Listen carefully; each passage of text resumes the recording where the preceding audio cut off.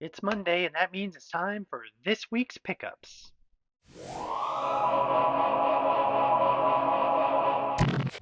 Hey everyone, it's Kevin. Welcome back to Doc's Comics. It's been a long week, but happy Monday. This week's pickups, I got a sizable stack this week compared to the last two, so I'm probably going to flip the camera around and instead of me holding them up like this, I'm going to put them on display and go over each of them as we go through here. But let's just jump right into what I picked up this week. Up first, I got a nice batch of comic readers this week, including two very early ones. These are the black and whites before they even went to color and before they even went to full size. But this is on the right. This is number 106 from, let's see, May of 1974, and on the left is number 135 from September of 1976. Two more comic readers here. These still kind of the small 5x7 size, but these are in color. On the left is number 143 from May of 1977 with a cool John Byrne Power Man and Iron Fist cover made to look like Don Martin. And then on the right is number 146 Superman cover from August of 1977. Two more comic readers, and side by side you can get an idea of the size comparison for when they were small versus when they were larger. On the left we have number 156 with a Black Panther versus White Tiger cover. This is from May of 1978, and on the right one of the later ones, comic reader number 210 April 1983 with a very cool and early Sergio Aragonés Gru the Wanderer cover. I really like collecting these. They are a lot of fun. Next up, and pardon the glare here, I'm not going to show all these individually, but I did get the complete set of Frank Miller's Ronin 1 through 6, all in pretty high grade. This is like the third time I've owned this limited series, so I'm not going to show every single cover, but I figured I wanted to reread it again, and the price was right. So Ronin 1 through 6 from about, what, 1982, 1983? Got a couple of early issues of Marvel Tales here. Both of these are 25-cent square bound issues.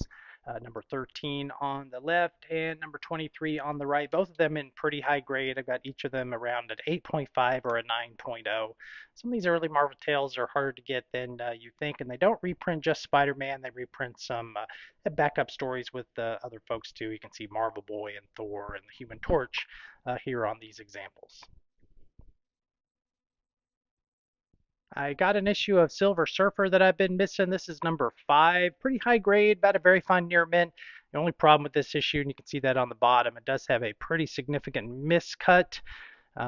Doesn't bother me too much, but will I look for maybe finding one that's not so miscut? Probably, but I am happy to have it. I just need like the hard ones now, 1, 3, and 4. So Silver Surfer 5.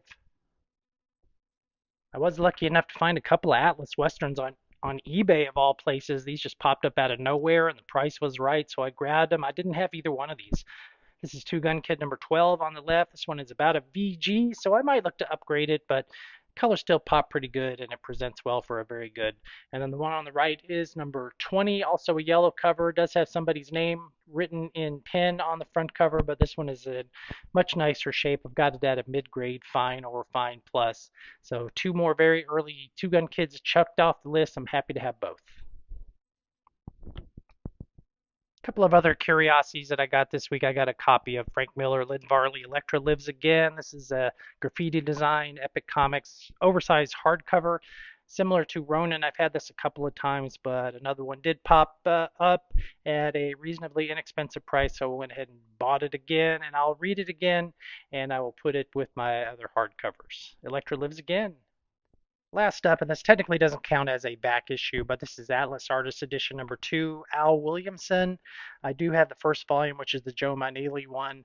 I've been holding off on this one because it's $125, I think, retail, so I've been waiting for the price to drop down a little bit.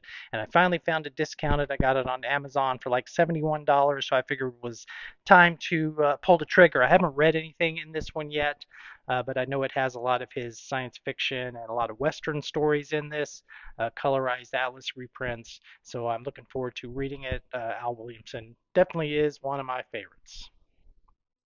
That does it for this week's pickups. As you can tell, it's a pretty nice stack all over the place. Hope you enjoyed the video. Please like and follow and subscribe and do all that other kind of stuff. If you're enjoying what you're seeing here, I will post the next one and you should see it up on Wednesday. Until then, y'all take care of yourselves and have a delightful week.